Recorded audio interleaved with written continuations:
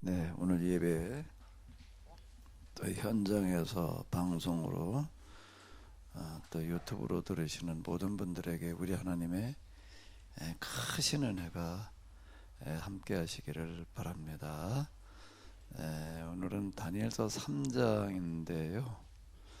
일단 우리가 좀 내용을 다 아시는 내용이긴 하지만 같이 먼저 읽어보시도록 하겠습니다. 느부갓네살 왕은 금신상을 만들어 바벨론 지방에 있는 두라라고 하는 들녘에 세웠다. 그 신상의 높이는 27m이고 그 너비는 2.7m나 되었다. 그러고서 그는 나라 안에 있는 모든 관리들에게 모이라고 명령하였다. 총독, 대신, 지방장관, 재무관, 재판관, 치안판사 등 각 지방의 관리들에게 명령을 내려 그 신상 제막식에 참석하라고 한 것이다. 그래서 총독, 대신, 지방장관, 재무관, 재판관, 치안판사 등 각 지방 관리들뿐만 아니라 온 나라 관리들이 모두 모여 금신상 제막식에 참석하였다. 그때 의정관이 큰 소리로 외쳤다. 온 나라 백성들은 들으시오. 인정이 다르고 말이 다르고 모두 내 말을 들으시오. 어명이요. 나팔, 피리, 수금, 사면금, 양금, 생황 등 갖가지 풍악이 울리거든 모두 땅에 엎드려 느부갓네살 임금께서 세우신 금신상에 절을 하시오. 누구든 엎드려 절하지 않는 사람이 있으면 즉시 끌고 가 활활 타오르는 불가마에 집어던질 것이요. 인종과 쓰는 말이 다른 온 나라 백성들은 나팔과 피리와 수금과 사면금과 양금과 생황 등 갖가지 악계들이 한데 어울려 풍악을 울리자 땅에 엎드려 느부갓네살이 세운 금신상 앞에 절을 하였다. 바벨론 사람 몇몇이 바로 이때 유다인들을 고발할 기회를 포착하였다. 그들은 느부갓네살 왕을 찾아가 이렇게 고발하였다. 임금님 만수무강하소서. 임금님께서는 신상 제막식 때 풍악이 울리자마자 모두 엎드려 신상 앞에 절하라는 명을 내리지 않으셨습니까? 또한 그 명을 거역하는 자는 지위 고하를 막론하고 활활 타오르는 불가마에 집어던진다고 말씀하셨습니다. 그런데 바벨론 지방관들인 사드락과 메섹과 아벳느고는 임금님의 왕을 어겼습니다. 이들은 모두 유다인들인데 임금님이 섬기는 신에게 예배하지 않을 뿐 아니라 임금님께서 세우신 신상에 엎드려 절하지도 않았습니다. 그 말을 듣고 느부갓네살 왕은 화를 내면서 당장 그 세 사람을 잡아들이라고 명령하였다. 그들이 왕 앞에 나아오자 왕이 이렇게 말하였다. 그래, 너희가 사드락, 메삭, 아벳느고란 말이냐? 너희가 내가 섬기는 신께 예배드리지 않고 내가 세운 금신상에게 절하지도 않았다는 말이 사실이냐? 지금이라도 나팔과 피리와 수금, 사면금과 또 양금과 생황 등 갖가지 악기들이 풍악을 울리거든 꿇어 엎드려 금신상 앞에 절을 하여라. 만약 너희가 내 말을 듣지 않는다면 당장 너희를 활활 타오르는 불가마에 집어던질 것이다. 어쩔 테냐? 그래, 너희는 너희를 구해줄 다른 신이라도 있다고 믿는 것이 아니냐? 그러자 사드락과 메삭과 아벳느고가 대답하였다. 임금님께서 저희들에게 내리신 그 조건에 아무런 대답도 할 마음이 없습니다. 임금님께서 우리를 불가마에 내던지신다 할지라도 우리는 그 금신상에 절할 생각이 전혀 없습니다. 우리가 섬기는 하나님께서 우리를 구하실 마음만 있다면 임금님께서 우리를 활활 타오르는 불가마에 집어던진다 하실지라도 우리를 거기서 건져주실 것입니다. 설령 그분이 우리를 건져주시지 않는다 하더라도 우리는 절대로 임금님이 섬기는 신을 섬길 수 없습니다. 또 임금님이 세우신 금신상 앞에 꿇어 엎드려 절하지도 않겠습니다. 이 말을 듣고 느부갓네살은 안색이 변하더니 매우 화가 나서 사드락과 메삭과 아벳느고에게 분통을 터뜨렸다. 느부갓네살은 곧 명을 내려 불가마에 불을 더 지펴 평상시보다 7갑절이나 더 뜨겁게 하라고 하였다. 그러고는 자기 군대 가운데에서 힘이 가장 센 군인들에게 명을 내려 그 세 사람을 꽁꽁 묶어 활활 타오르는 불가마에 집어던지라고 하였다. 그래서 그 군인들은 세 사람을 꽁꽁 묶었다. 물론 속옷과 바지와 도포를 입은 채로 묶었다. 그런 다음 그들을 활활 타오르는 불가마 속에 집어 던졌다. 그런데 왕의 명령이 너무 엄하였고 불가마가 너무 뜨거웠기 때문에 사드락과 메삭과 아벳느고를 집어 던졌던 군인들마저 그 불에 타 죽을 수밖에 없었다. 불이 그렇게 뜨거웠어도 감히 왕의 명을 거역할 수 없었던 것이다. 이렇게 사드락과 메삭과 아벳느고는 꽁꽁 묶인 채 활활 타오르는 불가마니 속에 집어던졌다. 그때 갑자기 느부갓네살이 깜짝 놀라 자리에서 벌떡 일어나며 신하들에게 소리질렀다. 아니, 그래 우리가 세 녀석을 꽁꽁 묶어 활활 타오르는 불가마 속에 집어넣지 않았더냐. 예, 임금님 하라는 대로 하였습니다. 하고 신하들이 대답하자 느부갓네살이 또 말하였다. 그런데 어째서 저 불 속에 네 사람이 묶이지도 않은 채로 왔다 갔다 한단 말이냐. 아무데도 상한 데가 없어 보이는구나. 참 이상한 일도 다 있구나. 저 네 번째 사람은 꼭 천사같이 보이는구나. 느부갓네살이 자리에서 일어나 활활 타오르는 불가마 앞으로 다가가 소리쳤다. 사드락, 메삭, 아벳느고야, 지극히 높으신 하나님의 종들아, 이리로 나오너라. 그러자 그 세 사람이 불 가운데서 곧 걸어 나왔다. 지방 장관과 대신과 총독과 다른 관료들이 불가마에서 나온 그 세 사람을 자세히 살펴보았으나 아무런 이상이 없었다. 불에 상한 흔적을 전혀 찾아볼 수가 없었던 것이다. 머리도 그을리지 않았고 옷도 타지 않았을 뿐 아니라 연기 냄새조차 나지 않았다.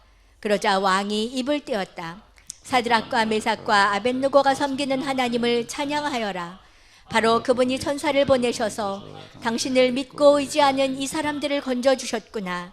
이 사람들은 내 명을 거역하고 목숨을 내걸면서까지 내가 섬기는 신을 섬기지 않았을 뿐 아니라 내가 세운 신상에 절하지도 않았다. 그러니 이제 내가 명을 내리노라. 그 어떠한 사람이든 나라 안에 살고 있는 사람이면 인종이 다르든 쓰는 말이 다르든 간에 사드락과 메삭과 아벳느고가 섬기는 하나님에 대해 불경스러운 말을 입에 담게라도 하는 자가 있다면 나는 그를 갈기갈기 찍어 죽일 것이다. 또한 그가 살던 집은 아예 부숴버려 쓰레기 더미로 만들어버릴 것이다. 그래 세상에 이와 같은 사람을 구해줄 신이 어디 있느냐. 그러고 나서 느부갓네살은 사드락과 메삭과 아벳느고에게 바벨론 지방에서 지금까지 맡고 있던 벼슬보다 더 높은 벼슬을 주었다. 아멘. 네, 우리가 너무나 잘 알고 있는 그런 말씀인데요. 도대체 이 이야기가 뭘 얘기하고 있는지 또 뭘 말하려고 하는지를 우리가 이 시간 좀 같이 한번 생각해 보도록 하겠습니다. 일단 이제 우리가 이 사건 당시 그리고 또 하나 뭐가 있죠? 기록 당시 그리고 또 하나 뭐가 있어요? 해석하는 오늘 우리가 있는데요. 이제 세 측면에서 이렇게 한번 보도록 하겠습니다.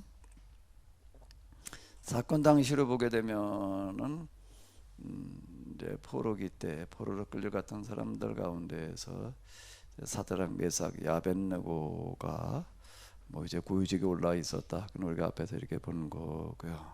근데 이제 어떤 문제에 부딪혔는가라고 하게 되면은 느부갓네살 왕의 금신상, 금으로 만든 신상입니다. 그런데 이 규모가 어느쯤 되는가 하게 되면 높이가 얼마라고요? 27m, 너비는요? 좀 큰가요? 안 큰가요? 이걸 다른 걸로 만든 게 아니라 금으로 만들었다. 아마 소금 비워놓고 꼭 뭐 이렇게 만들었다라고 이렇게 할 수도 있겠지만 그 당시 기술로서는 아마 그게 쉽지를 않았을 거예요. 요즘은 이렇게 젓가락도 어느 식당 가서 이렇게 먹다 보면 저 굵은데 엄청 가볍더라고. 이게 어떻게 된 건가 하니까 소금 비는 거예요. 요즘은 이제 기술이 좋아져가지고 이렇게 만드는데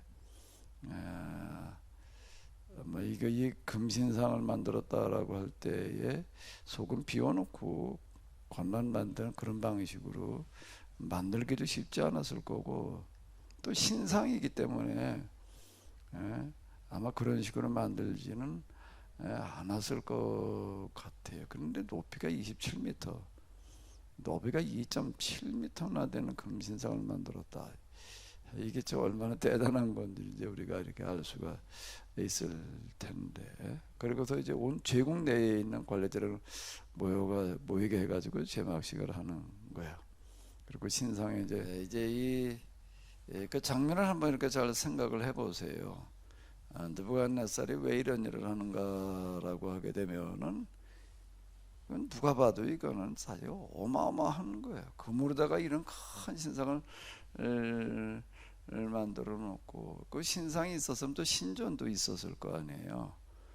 그걸 온 제국 내에 있는 관리들을 다 모이게 이제 이렇게 하는 건데, 이거는 이제 정치적인 의도가 있는 거죠. 지금 우리나라가 이런 대단하다, 내가 지금 이런 대단한 일을 하고 있다라고 하는 것을 과시하려고 하는 어떤 이제 그런 의도가 이렇게 되는 건데, 여기에 이렇게 보게 되면은 뭐 인정이 다르고 말이 다르더라도 뭐 이런 얘기가 나오고 있습니다. 이게 이제 모든 제국 내 관리들을 다 불렀다는 그런 얘기가 되는 거고, 동원된 악기를 보게 나팔, 피리, 수금, 사면금, 양금, 생황 등, 이것만이 아니라는 얘기예요. 이제 그 외에 온갖 악기들을 다 갖다 동원을 해가지고서 이제 아주 성대한 침략식을 합니다. 그런데 이제 딱 그 신상 앞에 이제 엎드려 절을 해라라고 하는 건데, 근데 이 사드락 메삭 야벳느고는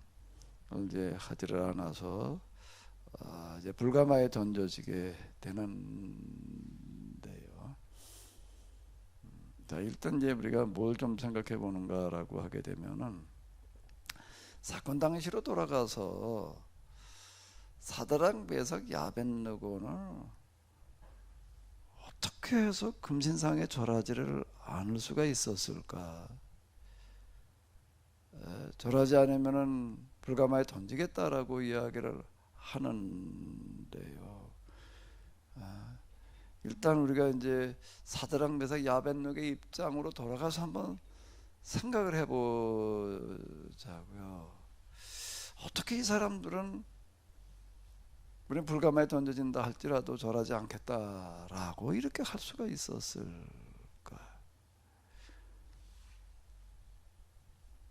세진이 금방 아주 성경을 그냥 또박또박 잘 읽던데, 마이크 좀 한번 잡아봐.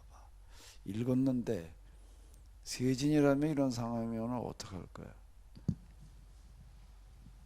그냥 절해야죠 뭐. 왜? 그래 안 죽으니까요. 그러면 이제 사드락 메삭 야벳느고는 왜 절을 안 했을까?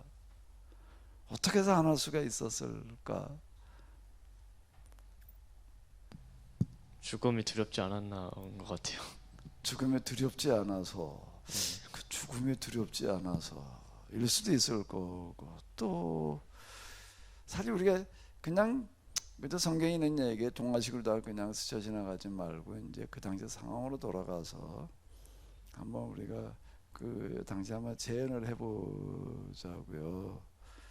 아마 지금 세진 얘기가 뭐 대부분의 사람들에게는 그렇게 다가갈 거예요. 이거 절을 안 했다면 어떻게 되는 거예요? 불가마에 던져지는데 거기서 절을 안 한다라고 하는 거는 그건 대단히 어려운 거예요. 근데 어쨌든 절을 안 했다. 어떻게 해서 안 할 수가 있었을까? 우리 저 이정호 장로님한테 좀 물어보자고. 이정호 장로님은 전에 언제 얘기하시는 거 보니까 누가 뭐 순교의 사명이 있다고 그랬대요. 이정호 장로님이라면 어떻게 하실 거예요? 글쎄요, 뭐 저도 아까 세진이 같이 하지는 않았을까라는 생각도 들지만, 이제 여기서는 그 이스라엘 포로기 상태에 있는 이스라엘 사람들에 대한 지금 글이잖아요. 그래서 그 이스라엘이라고 하는 민족은 정말 그 계약법을 지키는 하나님의 그런 나라를 대표하는 거기 때문에 하나님 외에 다른 어떤 그 계약이나 다른 어떤 신들을 따라갈 수가 없고, 또한 그렇게 계약을 잘 지키면서 나아갈 때는 이렇게 큰 어려움과 환란이 있더라도 결국은 하나님께서 구원해 주신다라고 하는 그런 믿음을 표현한 내용이 아닌가, 그런 생각이 듭니다. 네, 그러니까 이제 장로님이라면 이런 상황에서 저를 하실 거야, 안 할 거예요? 그러니까 장로님이라면 이스라엘은 그렇다 치고 순교자의 사명이 네, 있으신 장로님. 저도 한참 고민을 했을 것 같은데요. 제가 그 사람들의 어떤 그 위치에 있을 때, 이스라엘을 대표하는 위치에 있는 거잖아요. 그 지방 관리로 있는 그 위치에 있었더라고 하면 그 어떤 이스라엘 민족으로서 어떤 그런 길을 가지 않았을까. 그래서 그 위치에서 있었으면 아마 안 했을 수도 있지 않았나, 그런 아, 생각이 좀 들기도 역시 합니다. 역시 순교자 사명이 있으신 게 확실한 것 같으네. 우리 저 김주아 선교사님 젊은 나이에 희교권인 터키에 가가지고서 그 선교사로 오래 계시고 그러는 게 쉽지 않은 일을 하셨는데, 김주아 선교사님이라면 이런 상황에서 어떻게 할 수 있었을 것 같아요?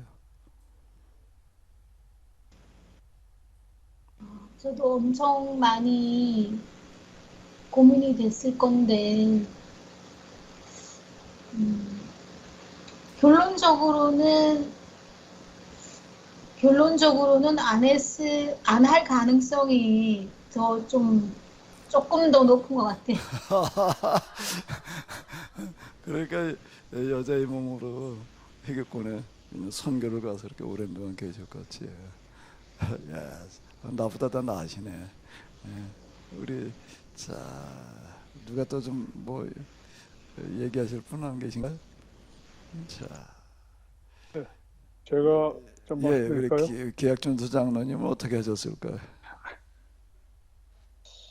지금 제 개인에게 이렇게 물어보시지만, 만약에 이제 우리 이장로님하고 저하고 또 다른 우리 조규환 권사님이라든가 이게 세 사람이 이제 이미 금신상을 만들고 있는, 제작하고 있는 그 상황을 알았을 거 아니에요.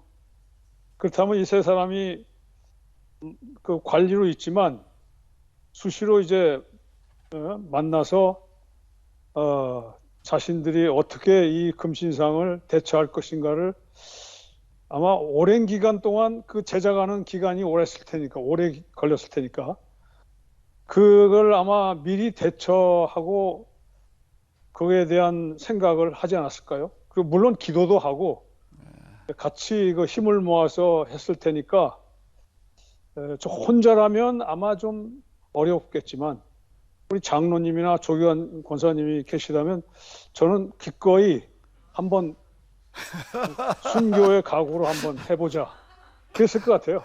혼자라면 아니, 자신 근데 없습니다. 왜 조경 권사님 왜 물고 들어가요? 근데 아니, 조규환 권사님 지난번 어, 장로님은 그렇다, 저 이정호 네, 장로님 제가 그렇다 치더라도 제가 좀 얘기 좀 해볼게요.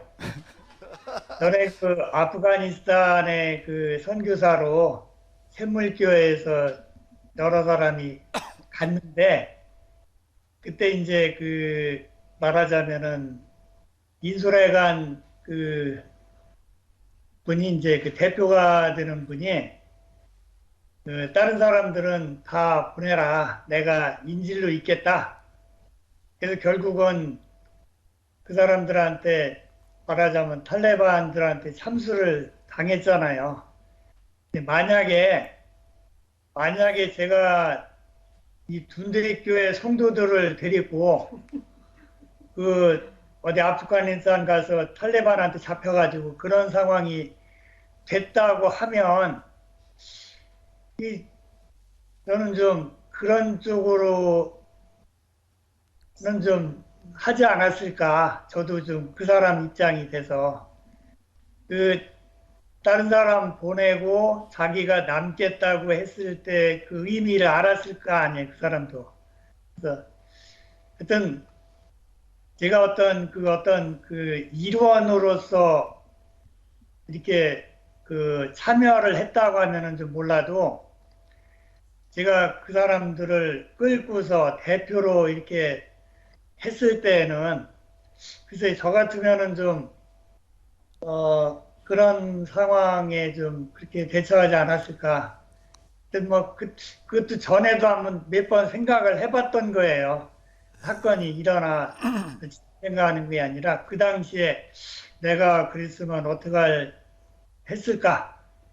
그 전에도 생각을 했던 건데 아마 저 같으면은 그 대표로 된 그 사람처럼 행동하지 않았을까. 그때 그런 생각을 좀 여러 번 해봤었어요. 최 권사님이 이런 얘기 들으면 어떤 생각이 들어요? 옆에서 어떻게 하실 거예요? 그렇게 하라고 그럴 거예요? 말릴 거예요? 아, 정말 그랬을 것 같다는 생각은 저를 고려하지 않기 때문에 이제 뭐 아니 뭐 그런 문제는 아니고요. 그랬을 것 같아요. 좀 약간 뭐 아니면 도에 약간 성향이 있어가지고 그래도 옆에서 뭐 말리지 않고 그냥 뭐 그냥 할 대로 하라고 하고 싶은 대로 하라고 하신다고요? 예. 사실 뭐 그런 상황이 돼 봐야지 알기는 하겠지만은 어쨌든 참 얘기만 하시는 걸 들어봐도 참 대단하신데요. 이제 우리가 다시 사드락 메삭 아벳느고의 입장으로 돌아가서 본다라고 하면은 이 사람들은 도대체 어떻게 해서 그렇게 할 수가 있었을까라고 하는 걸 좀 한번 다시 생각을 해보시자고요. 자, 이제 좀 다시 개정 개혁으로 들어가서 이렇게 놓고 본다라고 하게 되면은 느부갓네살이 이렇게 이야기를 하는 겁니다. 신상에 절을 해라. 그렇지 않으면 너희가 풀목불 가운데 던져 진다. 너희를 이 불에서 건져낼 신은 없다. 이렇게 이제 이야기를 하는데요. 근데 이제 사드락 메삭 아벳느고가 뭐라고 이야기를 하는가 하게 되면 우리는 절하지 않겠습니다. 그렇게 얘기를 하는 거예요. 왜 그런가 하게 되면 우리를 불에 집어넣는다라고 하게 되면 왕의 손에서 우리 하나님께서 건져주실 거다. 이렇게 이제 이야기를 해요. 그리고 또 그리 아니하실지라도 우리를 건져주지 않으신다라고 하더라도 우리는 절하지 않겠다. 17절과 18절을 한번 우리가 놓고 생각을 해보자고요. 이렇게 이야기를 합니다. 우리를 불에 던지면 하나님께서 우리를 지켜주실 거다. 그렇지 않다라고 하더라도 우리는 절하지 않겠다. 어느 쪽에다가 더 비중을 둔 걸까요? 지켜주실 거라고 그러는데 비중을 더 둔 걸까요? 그리 아니하실지라도에다 비중을 더 둔 걸까요? 그리 아니하실지라도 왜요? 던지면 우리를 건져줄 거다라고 그랬는데 이 앞에 구절은 뭐예요? 그러면 왕이 우리가 섬기는 하나님이 계시다면 우리를 맹렬에 타는 불 가운데서 능히 건져내시겠고 왕의 손에서도 건져내시리다. 이렇게 말을 하잖아요. 이거에다 더 비중을 두는 걸까? 17절에 아니면 그리 아니하실지라도 에다 더 비중을 둔 걸까? 일단 이걸 가지고 한번 생각을 해보자고요.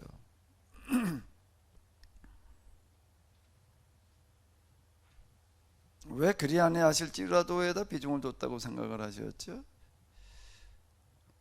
진상 입사님 왜 그렇게 생각을 했어요? 그 친구들은 감히 하나님께서 자기들을 돌아보시고 이렇게 해주실 것이라는 생각을 감히 못했을 것 같아요. 자 이젠 또 어쨌든 생각을 또 좀 그런 쪽으로 생각을 한다. 17절은 뭔가 하게 되면은 15절에 대한 대답이에요. 내가 너를 푸른 불에 던질 건데 너희들 건져줄 신이 있겠냐. 그거에 대한 대답이었다고요. 이거는요. 우리를 던진다라고 우리 하나님이 지켜주실 겁니다. 이건 15절에 대한 대답이었던 거예요. 근데 이제 그 지켜줄 텐데 그리 아니하실지라도, 근데 이제 지금 스스로 생각하기에는 하나님께서 이 풀불에 던져내면은 지켜주실 거라는 생각이 더 많을까요? 지켜주지 않으실 거라는 생각이 더 많다는 얘기일까요? 다시 17절은 15절에 대한 대답이었던 게, 왕이 너희들을 지켜줄 신이 있다고 생각하냐 이렇게 얘기를 하니까, 그렇게 물었으니까 그에 대한 대답이었던 거예요. 우리 하나님 우리를 지켜주실 겁니다. 우리 하나님이 우리를 지켜주신다 이렇게 얘기를 하는데, 그렇게 끝나는 게 아닌 거예요. 그리 아니하실지라도라는 그런 말 속에는, 그런데 우리를 지켜주실 가능성이 있다라고 생각하기보다는 우리 지켜주지 않으실 거다라고 이렇게 한 생각이 더 많았던 것 같아요. 그래서 그렇다라고 하더라도 우리는 하지 않겠다 이렇게 이야기를 하고 있는데요. 왜 그렇게 생각했냐라고 하면 빈상 입사님은 우리는 감히 하나님께 그렇게 지켜주실 만한 자가 되지 못한다. 가서 뭐 좀 물어봐야 되겠어. 진짜 그렇게 생각했던 건지. 사드락 메삭 아벳느고한테 좀 물어보면 좋을 것 같은데. 이제 어쨌든 결과는 뭐 우리가 뒤에 나와 있는데 우리 이렇게 알잖아요.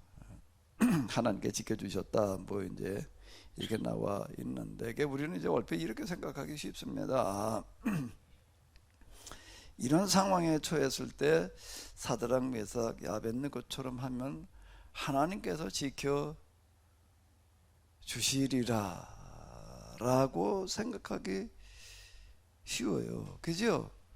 여기 좀 결론이 그렇게 됐잖아요. 하나님께 이렇게 지켜주셔가지고서 오히려 지위가 더 높아졌다 이렇게 나오니까 이제 이런 얘기겠다. 이제 이런 상황에서 우리가 이렇게 하면 하나님께 이렇게 지켜주실 거다라고 생각하는 쪽으로다가 기울기가 쉽습니다. 이 부분이요. 네, 그런데 이제 우리가 또 조금 이제 장면을 바꿔가지고서 계시록으로 가보자고요. 계시록 가면 7 재앙이 3번 반복해서 되는데, 첫 번째 재앙 가운데도 5번째 인을 뗄 때에 하나님의 말씀과 그들이 가진 증거로 말미암아 죽임을 당한 영혼들의 제단 아래에서 하나님께 호소하는 거예요. 계시록에 의하면 순교한 사람들의 영혼들은 제단 아래 하나님 하늘나라 하나님께서 계시는 그 제단 아래 특별히 가 있는 어떤 이런 걸로 다 이렇게 그려져 있는데요. 큰 소리로 뭐라고 그러는가라고 하게 되면 거룩하고 참되신 대주제요, 땅에 거하는 자들을 심판해 우리 피를 갚아주지 아니하시기를 언제까지 하시려 하나이까, 이렇게 얘기를 하는 겁니다. 이건 뭔가 지금 이 요한계시록은 로마 제국의 교회가 이제 박해받을 때 이야기인데, 수많은 사람들이 지금 이제 박해받고 지금 죽어가고 있는 거예요. 근데 언제까지 그냥 이렇게 두고만 보실 겁니까? 이제 이렇게 지금 이제 그 순교자들이 하나님께 이제 이렇게 항의하는 그런 이야기가 이렇게 되는데, 그런데 하나님께서는 뭐라고 말씀하시는가 하면 그들에게 흰두루마기를 주시며 이르시되 아직 잠시 동안 쉬되 그들의 동무 종들과 형제들도 자기처럼 죽임을 당하여 그 수가 차기까지 하라. 이런 얘기예요. 아직 아니라는 겁니다. 어떻게 해야 되는가 하게 되면은 아주 수많은 사람들이 죽임을 당해서 어떻게 된다는 거예요? 그 수가 차야 된다는 거예요. 이렇게 대답을 하시는 거예요. 또 이제 10점장으로 넘어가게 되면 이제 좀 계속 또 이제 이 박해가 점점 심해지는 그런 상황이 되는 건데, 누구든지 귀가 있거든 들을지어다. 10절을 보게 되면은 이렇게 얘기를 하시는 거예요. 한번 같이 읽어보실까요? 사로잡힐 자는 사로잡혀 갈 것이요 칼에 죽임 당할 자는 마땅히 칼에 죽을 것이니 성도들의 인내와 믿음이 이 여기에 있느니라. 자, 이건 어떻게 이해를 해야 되나? 언제까지 그냥 이렇게 두 것만 보실 겁니까? 아직 아니다. 더 많은 사람들이 죽임을 당해서 숫자가 차야 된다는 거예요. 그 사로잡힐 자는 사로잡혀 갈 것이요 칼에 죽을 자는 마땅히 칼에 죽어야 된다는 겁니다. 성도들의 인내와 믿음이 여기에 있느니라.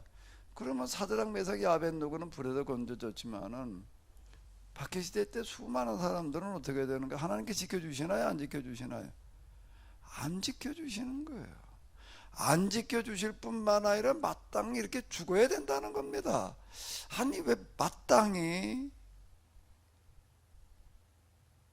이게 마땅이라는 걸 어떻게 이해를 해야 돼? 이게 뭐가 마땅하다는 거예요 도대체가 이게.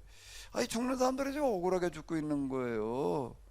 예수님 믿고 있다라고 하는 그 이유 하나만으로 지금 여기 이렇게 보게 되면 무슨 얘기가 되는가라고 해야 되면 우리가 이제 666 뭐 이렇게 얘기를 하는데요. 그 로마 제국에서도 이제 황제 신상을 만들어 놓고 절을 해라 그러는 거예요. 근데 안 하면 그 신상에 절을 한 사람들한테만 표를 줬습니다. 그러니까 그 표가 있어야지만 가서 물건을 사고 팔 수가 있는 거고 이제 통행이 되는 게 이게 없으면 못 사는 거예요 이제. 예? 그러니까 이제 살 수가 없게 되는 게, 그러니까 수많은 사람이 이제 이 신앙 지키려면 이제 죽어야 되는 건데 그게 마땅하다는 겁니다. 근데 그게 왜 마땅해? 억울하지. 마땅히 칼에 죽을 것이, 사로잡힐 자는 마땅히 사로잡혀 가야 된다는 거예요. 죽임을 당하는 자는 마땅히 또 죽어야 된다는 겁니다. 이 마땅히를 어떻게 이해를 해야 돼? 뭐가 마땅해 이게? 뭐가 마땅한 거죠? 아니 이게 왜 마땅해? 우리는 사드락 메삭 아벳노고처럼 어려움을 당했을 때 하나님 의지하면 하나님이 지켜준다 이렇게 생각하고 싶어요. 그랬으면 좋을 것 같고, 또 우리가 뭐 급비한 뭐 사례들 갖다 이렇게 뭐 열게 놓을 수도 있습니다. 그런데 그런 예는 사실 그때나 이때나 드문 경우예요. 대부분은 아닌 거예요. 대부분 그리 아니하실지라도였지.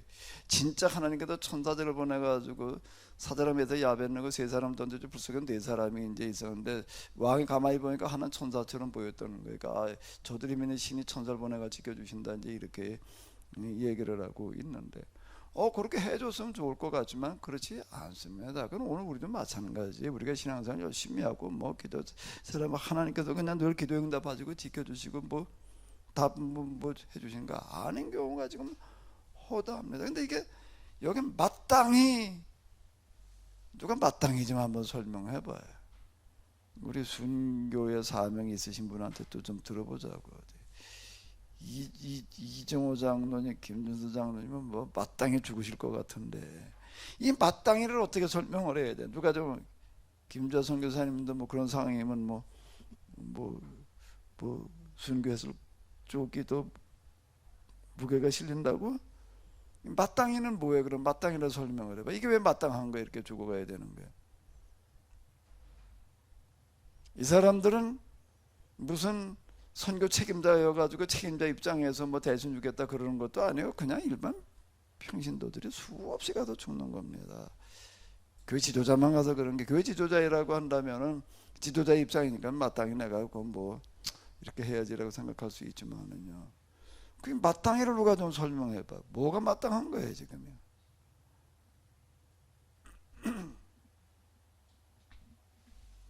마땅히 죽어야 되는 거지. 죽지 않으면 안 된다는 거예요. 이거는요. 그 수가 차야 된다는 겁니다.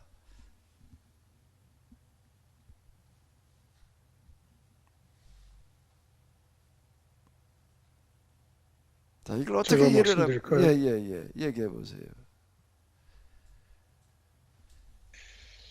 지금 이 사드락과 메삭 아벤누고 이 세 사람은 사실 귀족 신분의 그 아마 그 자제들이었을 거고 수많은 동족들이 이미 칼에 많이 죽었어요. 자기들은 그래도 뭐 왕이 좀 보고서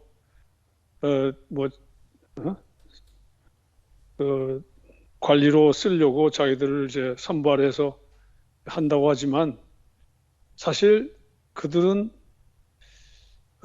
동족들이 죽었다고 하는 것에 대해서 자기들도 특별히 살아난 것에 대한 그런 많은 부담감이 있었을 거예요. 자기도 그래서 우리도 마땅히 죽어야 하는데 오히려 우리가 마땅히 죽어야 하는데 이렇게 어떤 기회가 돼서 사라지지 않았느냐.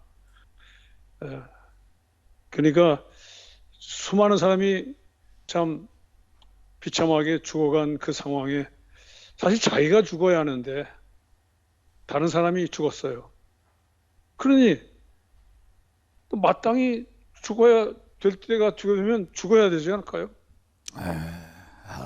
그런 말씀입니다. 예, 마땅히 이제 그렇게 해석을 해주셨는데요.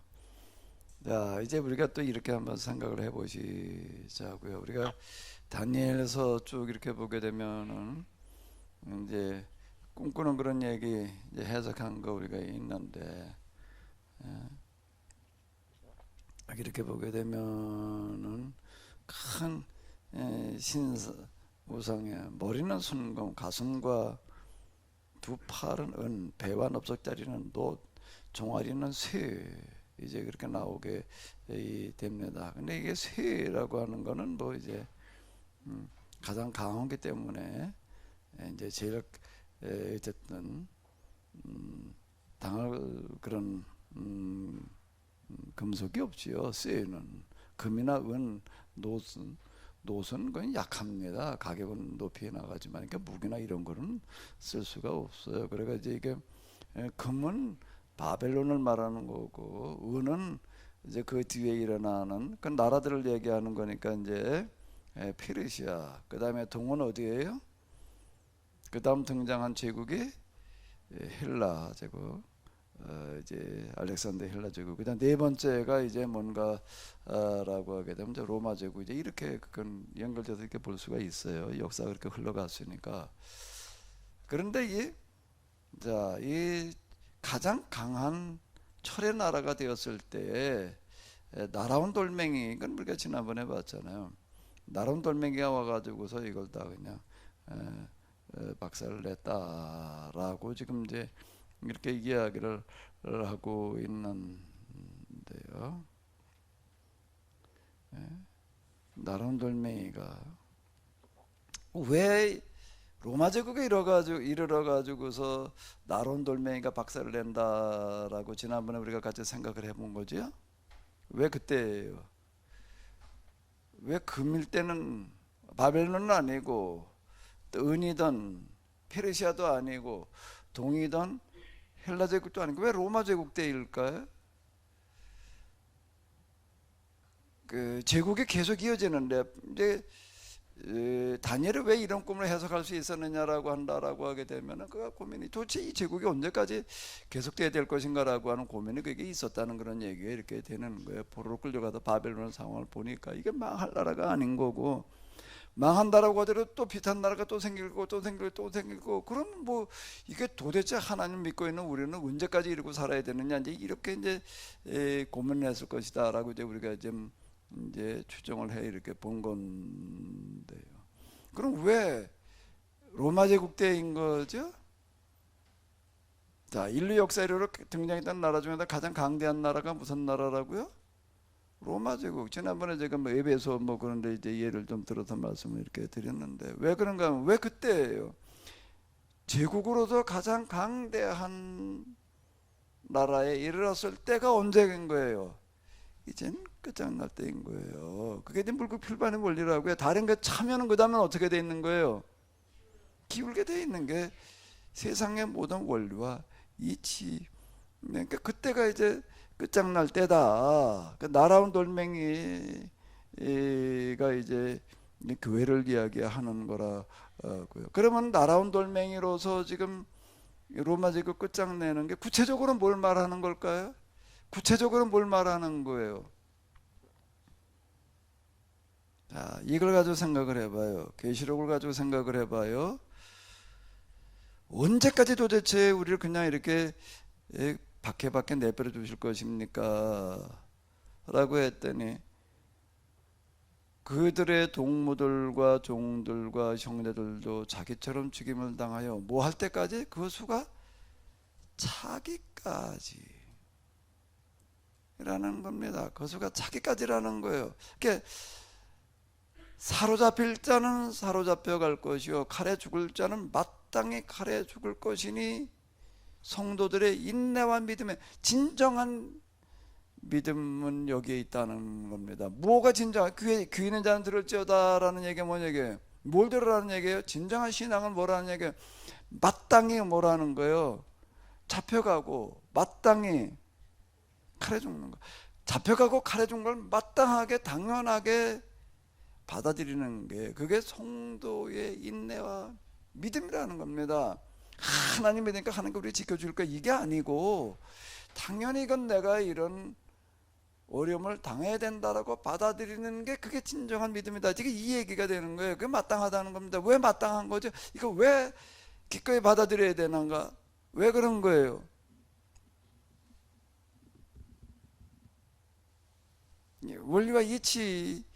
원리와 이치로 이해를 해야 되는 겁니다. 제가 여기까지 이렇게 와가지고 이렇게 볼 때 성경을 해석하고 역사를 해석하는 거가, 하나님의 입장에서 다시 바꿔 얘기를 한다라고 하게 되면 하나님은 법이신 원리신 분이기 때문에 원리와 이치로 설명하는 게 최종 단계인 것 같아요. 그래야지 앞뒤가 맞고 서로 연결이 되어져, 이리관지라는 얘기가 하나의 관점으로 다 연결되어야 된다는 것은 원리와 이치로 갈 때에 가능해지는 것 같아요. 왜 억울한, 지금 억울하기 짝이 없는 거예요. 교회 다닌다는 것 때문에 사로잡혀 가야 되고 죽임을 당해야 되는데, 근데 그걸 억울하게 받아들이지를 않는다는 겁니다. 마땅한 걸로 받아들인다는 거예요. 그게 성도들이라는 겁니다. 왜 그걸 마땅한 걸로 받아들여야 되나? 왜 그걸 마땅한 걸로 받아들여야 되나? 당연히 이래야 된다라고 받아들여야 된다는 겁니다. 그게 성도의 인내와 믿음이라는 거예요. 귀 있는 자는 들을지어다, 이렇게 나가는 겁니다. 왜 그럴까요? 왜 이게 마땅한 걸로 받아들여야 되나? 임가론으로 다시 놓고 가서 봐요. 바벨론에 등장을 하는 것이 뭐 때문에 등장한 거지요? 가나안에 들어간 이스라엘 사람들이 어떻게 했기 때문에요? 계약법대로 살지 않아가지고 그들이 나라가 망하고 지금 포로로 끌려갔다. 그러니까 바벨론이라는 나라는 이스라엘을 징계하기 위한 하나님의 몽둥이였다. 그럼 예레미야가 계속 그렇게 얘기를 하는 거 아니에요. 그래가지고 지금 가장 강대한 나라 바벨론이라는 나라가 지금 이제 그 당시까지는 가장 강대한 나라예요. 이제 그 다음에 더 가게 되면 이제 페르시아, 헬라, 로마로 이제 점점 이어져서 로마에 이르러 절정에 이르렀다가 이제 교회로 말미암아서 이제 그 나라가 기독교 국가가 됐다, 이렇게 이제 지난번에 우리가 이렇게 본 건데요. 자, 그러면 이제 한번 봐봐요. 계약법을 지키지 않아 가지고 바벨론에 등장하라고 페르시아, 헬라, 로마로 이어지는 거예요. 근데 진정한 신앙을 가진다라고 한다면은 이걸 어떻게 받아들여야 되나? 지금 바벨론, 페르시아, 헬라, 로마에 이르러서 이런 제국이 등장을 했고, 여기에 수많은 나라가 식민 지배를 받고 지금 신앙의 박해를 받는 걸 어떻게 받아들여야 되는 거예요? 어떻게 받아들여야 되는 거지요? 당연한 걸로 받아들여야 된다는 겁니다. 왜? 이스라엘이 규약법을 지키지 못해서 만들어진 상황인 거예요. 그럼 이게 반전이 일어나려면은, 그게 해결되어지려면은 하나님께서 언젠가 해결해 줄 거야, 믿고 기도하면 하나님께서 어떻게 해줄까, 이렇게만 하고 있으면 된다는 이야기인가? 원리와 이치로 놓고 본다면 어떻게 된다는 거예요? 이스라엘의 계약법을 지키지 못해서 이 모양이 된 거에 대한 대가를 누군가는 지불을 해야지 되는 거예요. 아니, 그거 없이 어떻게 속전이 되냐고요. 그럼 원리와 이치 안 맞는 얘기가 되는 거예요. 하나님께서는 1000년이라는 시간을 주셨다는 거예요. 1000년이라는 시간을 주시고서 그들로 하여금 계약법을 지킬 기회를 주셨었는데 그걸 못 지키고 지금 이 모양이 된 거예요. 그럼 이게 다시 반전이 일어나려면은 같은 시간 정도에, 사실 이스라엘이 계약법 지키지 않은 시간이나 로마 제국의 이제 교회로 말미암아 기독교가 되는 시간은 거의 비슷한 시기예요. 시간의 길이가 거의 비슷합니다. 거의 비슷해요. 그리고 요게 어떻게 되는가 하면 수많은 대가를 지불을 해야지 되는 거예요. 그 대가의 지불을 해야 되는 게 뭔가 하면 이스라엘은 또 이걸 지키지 않다가 이제 로마 제국에 멸망당하는 게 이제 대가이고, 대가이고, 또 계획법 지키지 않아 또 그 모양이 됐으니까 귀환했다가, 그런데 그걸로 이제 끝이 아닌 거예요. 그것만 가지고서는 안 되는 거예요. 그건 그들이 지키지를 않아 가지고서 그냥 망한 거니까 그냥 그건 사필규정이고, 그거 말고 정말로 이제 날아온 돌멩이의 역할이라고 하는 거는 뭔가라고 한다면은 우리가 대신해서 그 대가를 치러야 된다라고 받아들이는 사람이 있어야 되는 거예요. 그렇게 기꺼이 받아들이는 거예요. 그게 박해라는 상황이고, 거기에 대처하는 믿음, 그게 성도의 인내와 믿음이 여기에 있느니라. 지금 사도들은 이렇게 얘기를 하는 거예요. 그리고 이 박해 상황에 우리는 당당히 맞서야 된다. 우리가 지금 박해에 죽어가는 것은 절대 이거는 손해가 아니다. 로마 제국을 멸망시키는 지름길이다라고 이렇게 보는 거예요. 그게 역사 해석이었어요. 그게 계시록이라고요. 계시록은 이런 식으로 해석이 나가요. 이게 무슨 종말의 시간표처럼 해석이 나가니까 이게 계속 엉뚱한 얘기하고 있는 거예요. 진짜 계시록에 말하려고 하는 거는 상관없는 걸 지금 떠들어대고 하는 거, 아주 그럴싸하게, 이게 다 마개다 수작들인데요. 그 수가 차야 된다는 겁니다. 그 수가 무슨 수예요? 이스라엘의 계약을 지키지를 않아 가지고 멸망당하고 또 귀환했다가 다 또 지키질 않아가 또 멸망당해서 손상된 계약법이 회복될 만큼의 희생의 대가가 거기엔 치러줘야 된다는 겁니다. 그게 수가 차기까지는 이런 이야기가 되는 거예요. 사로잡힐 때는 사로잡혀야 되는 거고, 칼에 죽을 자는 마땅히 죽어야 돼. 마땅히가 그래야지 이게 앞뒤가 맞는 얘기가 되는 거예요. 이게 왜 마땅한 죽음이야? 뭐 때문에 마땅한 죽음이야? 김 장로님께서 얘기하신 대로, 이게 뭐 우리 동료들이 많이 다 죽고 우리만 살아남았는데, 그러니까 뭐 나도 마땅히 그냥 뭐 그것도 물론 마땅히겠는데, 근데 여기 계시록에서 얘기하는 마땅히는 그 마땅히가 아니라고. 지금 그런 마땅히가 아닌, 여기 지금 초대교회 때 교인들이 죽어가는 거 죽으면 왜 마땅한 죽음이야? 무엇 때문에 마땅히 죽어야 되는 거예요? 이 계약법의 실천으로 말미암아 정말 새로운 세상이 오기 위해서는 이런 희생이라고 하는 거가, 이런 대가라고 하는 게 마땅히 치러져야 된다는 겁니다. 정말로 하나님께서 살아계신 분이라고 한다면, 정말로 하나님께서 살아서 역사를 주관하신다면, 역사 주관이라는 게 뭐예요? 그냥 하나님께 하고 싶은 대로 그냥 막 하시는 건가? 그건 아니라고요. 그러면은 뭐 거기 당위성이라는 게 없는 거지요. 마땅이라고 하는 건 당위성을 얘기를 하는 건데, 그 원인을 제거하는 작업이 들어가는 거예요. 지금요. 원인 제거하는 작업이 뭔가 하게 되면 수많은 성도들의 희생의 피였던 거예요. 그걸로 말미암아서 이제 313년 밀란 칙령 콘스탄틴이라는 사람이 등장을 해가지고서 이제 로마 제국을 기독교 국가로 만들어 나가는, 그러니까 비잔틴으로다가 이제 수도를 옮겨가지고서 이제 여기다 기초를 해가지고 정말 기독교 국가를 만들어 보자. 그 제가 전에 뭐 종국의 500주년을 맞아가지고 거기 성벽에 가가지고 돌멩이들이 지르는 소리를 들어라라고 얘기를 했다는 게 바로 이제 그걸 얘기를 하는 건데요. 황제는 수도를 옮겨놓고 여기를 기점으로 해가지고서 이 로마 제국을 다 완전 기독교 국가로 만들어보자, 어떻게 하면 좋겠냐라고 교회 지도자들을 모아다 놓고 자문을 구하는데 뭘 어떻게 하자는 말이 없어요. 이걸 내놓지는 못하는, 왜? 그런 개념이 없는 거예요. 이 땅에다가 하나님 나라를 실현해야 된다라고 하는 어떤 그런 개념이 없다 보니까 이게 못 만들고 만 거야. 그게 지금 콘스탄티노플 성벽에 콘스탄틴이 쌓아놓았던 성벽, 그 이제 풍화작용으로 말미암아 다 깎여 나가고 퇴화된 그런 돌멩이들이는 탄식의 소리다 말이야. 이제 2000년이 지난 지금에 와가지고 이제 우리는 다시 이제 뭘 해야 되는지를 알아야 된다. 이제 제가 이제 그걸 얘기하려고 이게 얘기를 하는 거고, 지금도 계속 내가 그 얘기를 하고 있는 건데요. 마땅히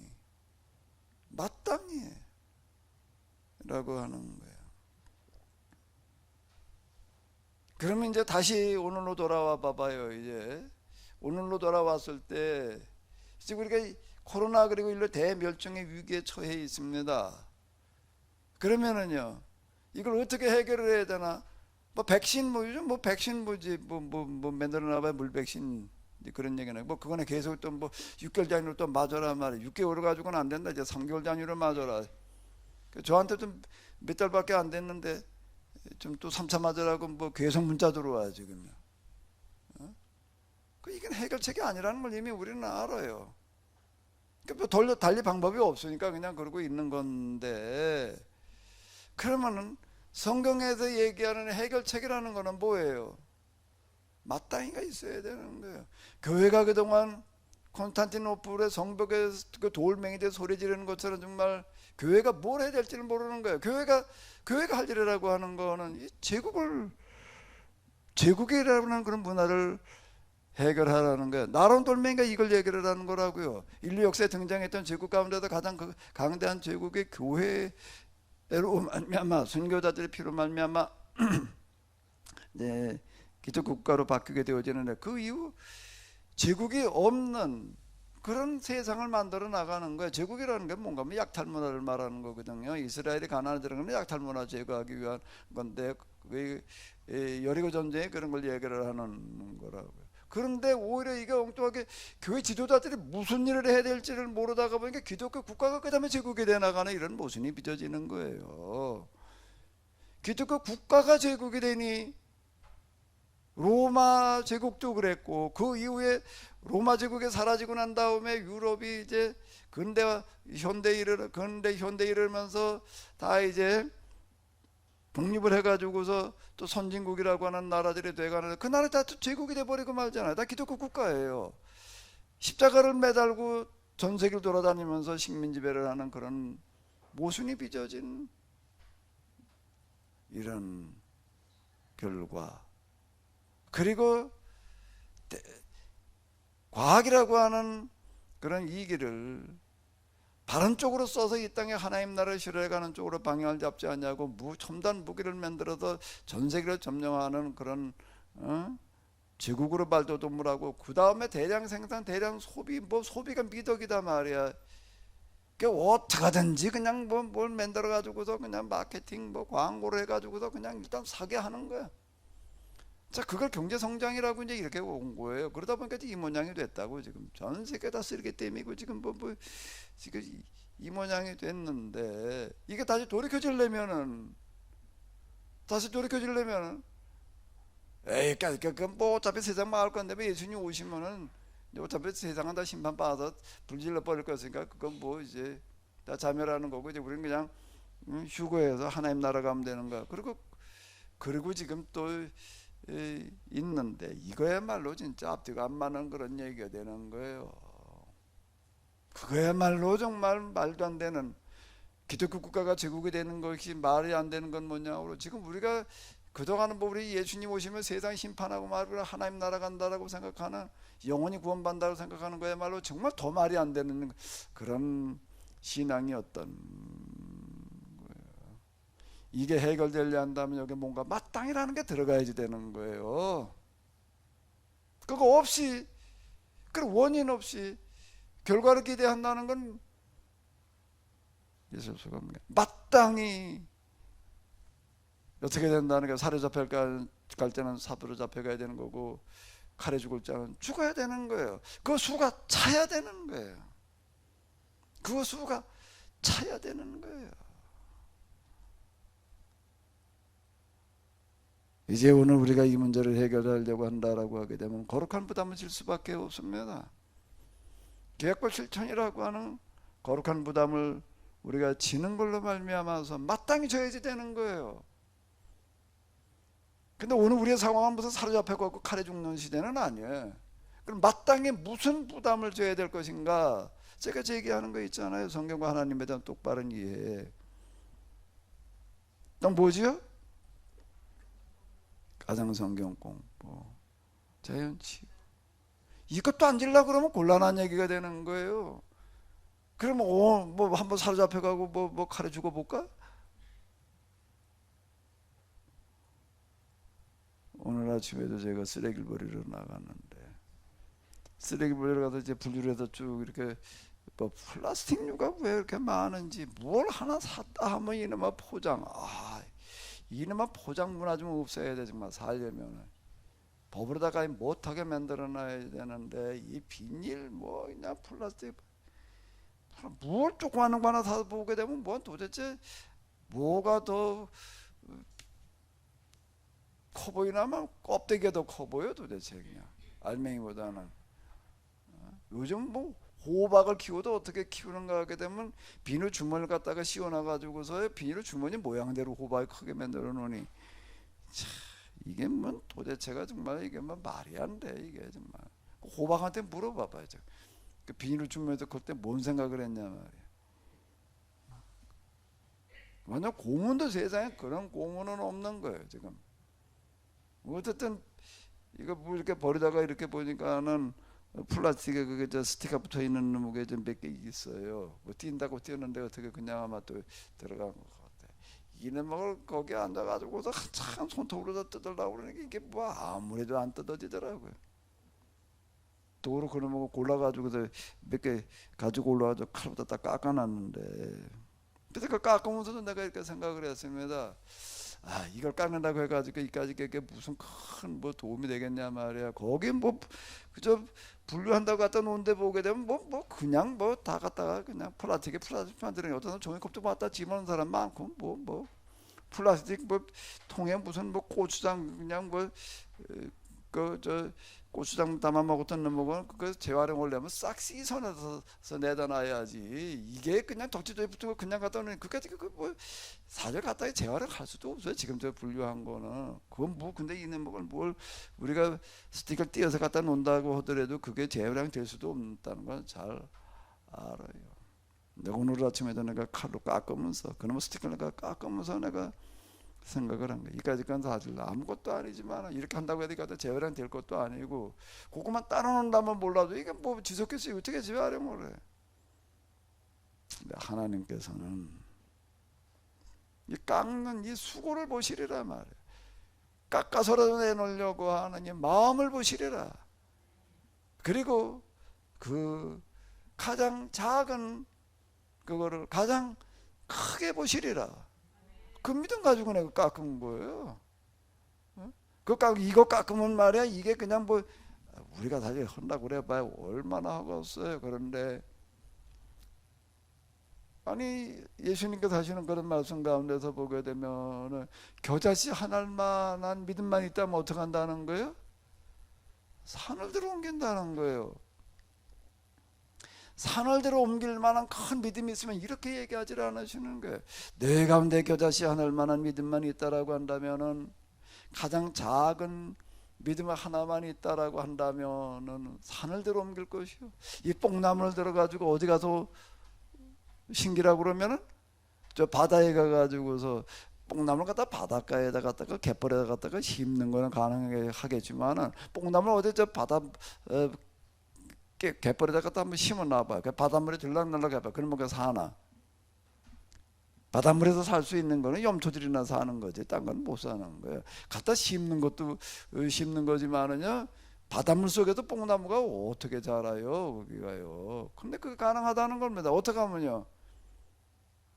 겨자씨 하늘만한 믿음만 있다라고 한다면은 가능하리라.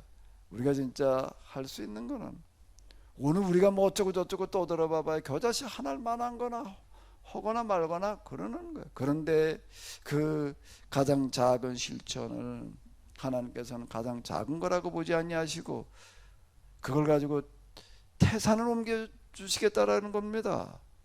아멘. 그러니까 해보는 거예요. 그러니까 해보는 거예요. 그래서 그게 채워지기만 하면은 5월 채워주기만 하면은 그동안 교회가 밀란칙령 이후에 잘못 간 거를 이게 완전 제국으로 가버리고 말았어요. 이게 중세기 기독교도 그랬고 근대 이후의 기독교 국가들도 그랬고 그리고 이 모양이 이 꼴이 됐는데 뭔가 원인을 제거하는 작업에 들어가야 될 거 아니에요. 거기에는 뭐가 마땅이라는 게 마땅한 희생이라는 게 들어갈 수밖에 없는 겁니다. 그 수고 없이 어떻게 이게 해결이 되어져요? 그냥 믿음만 가지고 기도만 하면 하나님께서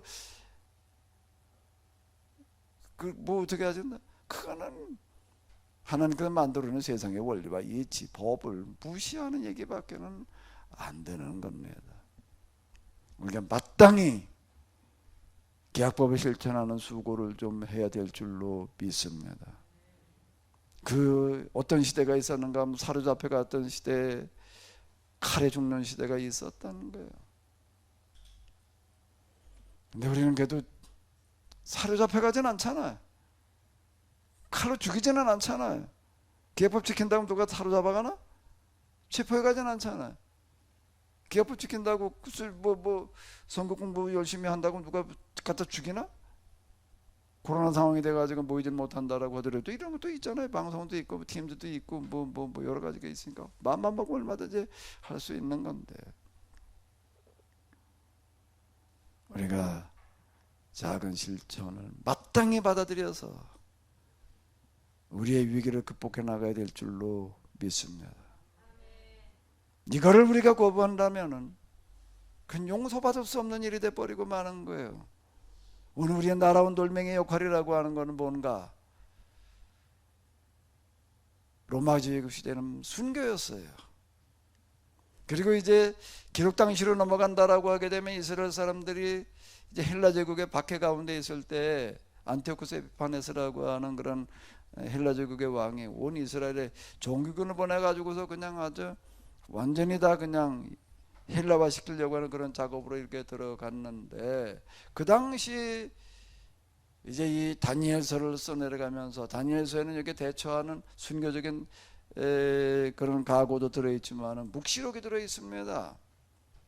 묵시록이 들어있는데 뭘 얘기하는가 하면 이 다니엘서를 쓰던 그런 당시에 유대인들은 다니엘서를 비롯한 여러 묵시록들이 나와가지고서 우리가 여기에 죽기를 각오하고 대처해야 된다. 지금 3장의 내용은 사드락 메삭 아벤느고가 우리를 불에 던진다 하더라도 우리는 절대로 신상에 절하지 않겠습니다는 얘기는 기록 당시로 놓고 본다라고 하게 되면 지금 똑같이 헬라 제국이 이거 신상을 갖다 놨습니다. 실제로 예루살렘 신전에 제우스 신장 이런 것을 갖다 놓고 헬라 제국의 신상들을 갖다 놓고 여기다 절해라 그러는 거예요. 제사 드려라 말이야. 안 하면 진짜 죽였습니다. 그때 무엇을 얘기하려고 하는가라고 하게 되면 과거에 사드락 메삭 아벤느고의 이야기를 통해 가지고 우리가 정말로 여기에 죽기까지 항거해야 된다. 그렇게 얘기를 했고요. 정말로 이런 이야기에 감동을 받은 이스라엘 사람들은 어떻게 했는가 라고 하게 되면 마카비를 비롯해 가지고서 마카비가 거기에 앞장선 사람이에요. 시골 제사장이었는데 앞장서 가지고서 그 자기가 있는 그 저 시골 고기도 신상을 갖다 놓고 그거 세우는 고기다 절하라는 거예요. 그 쪼개버렸다가 쪼개서 불질러 버리고서는 이제 항거하는 운동을 시작을 했어요. 정말 이건 뭐 이스라엘에서 그렇고 본다라고 해도 무슨 어디 뭐 뻗어난 사람도 아니에요. 저 시골 구석에 이름 없는 제사장인데 불구하고 몇 명이 그냥 자철 데리고 이제 그렇게 항거하니까 여기 한 명 두 명 모여들기 시작을 해가지고 마카비 운동이 일어나게 되는데, 그때 정말 죽기까지 싸웠습니다.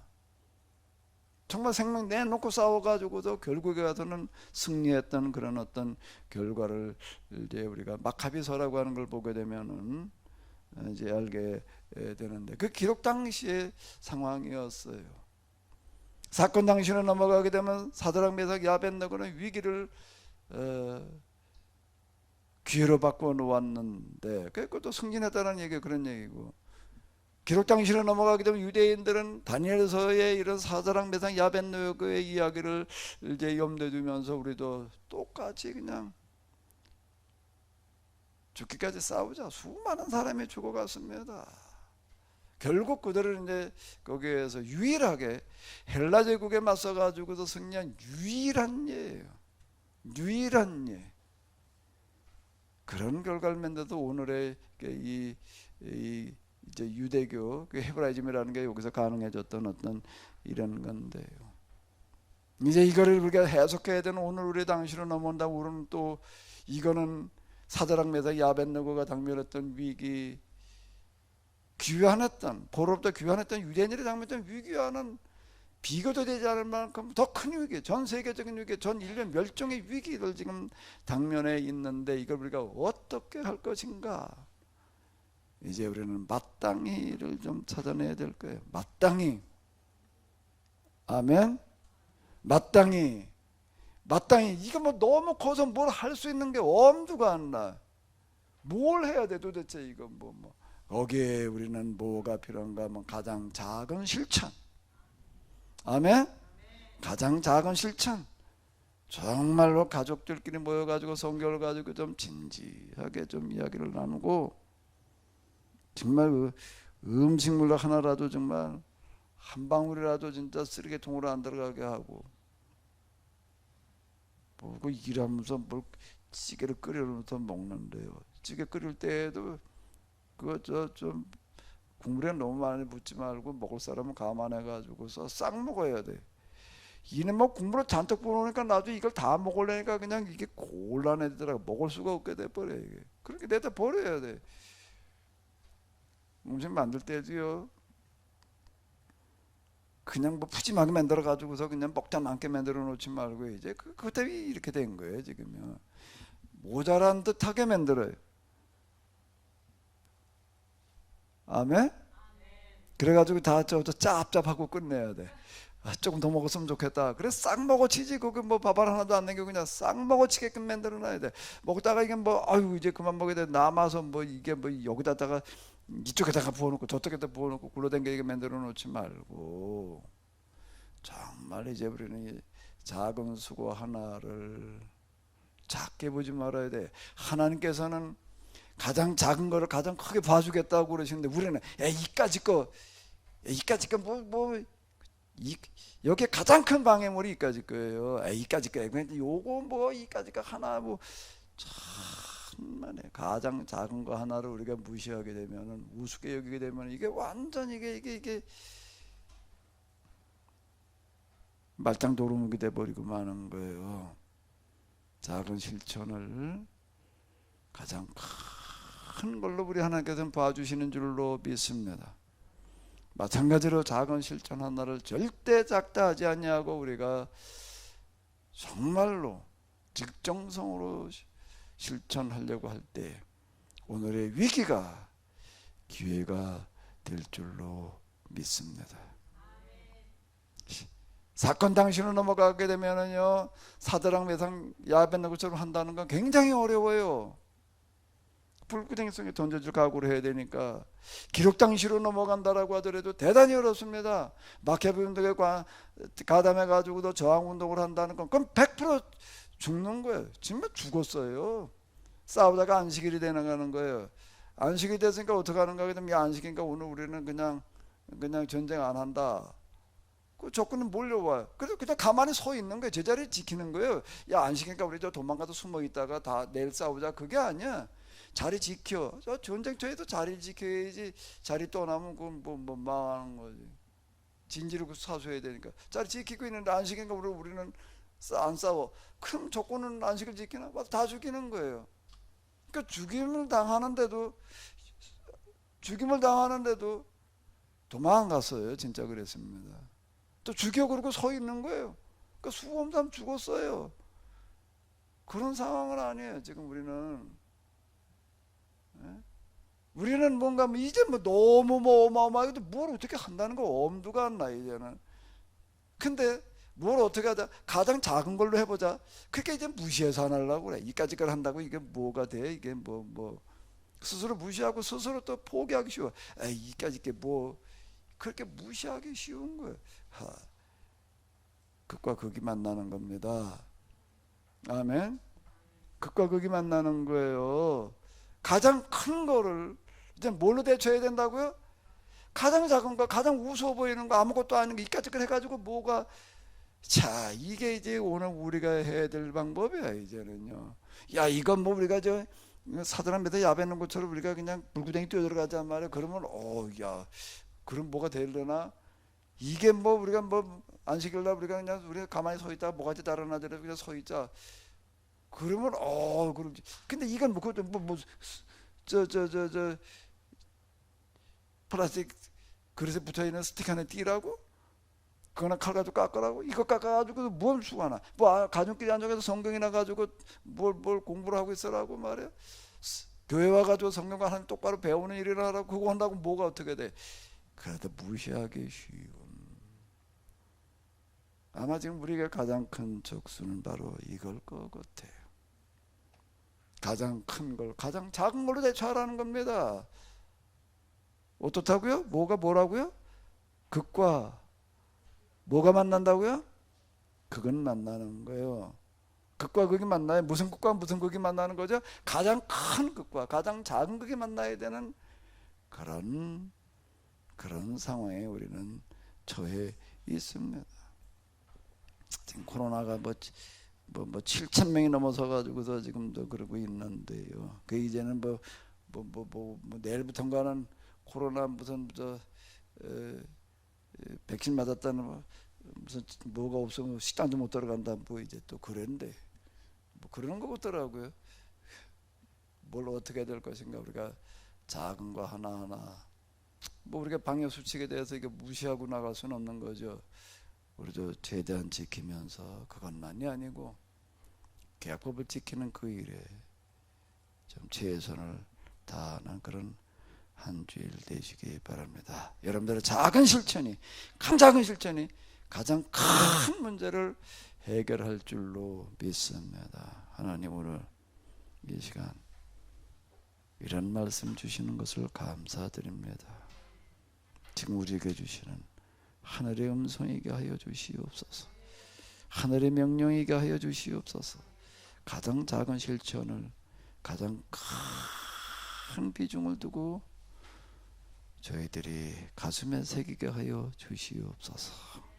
이제는 우리 주 예수 그리스도의 은혜와 하나님 아버지의 놀라우신 사랑과 성령님의 도우심이 가장 작은 실천을 가장 크게 여길 수 있는 은혜로 함께해 주시옵시기를 간절히 축원하옵나이다. 아멘.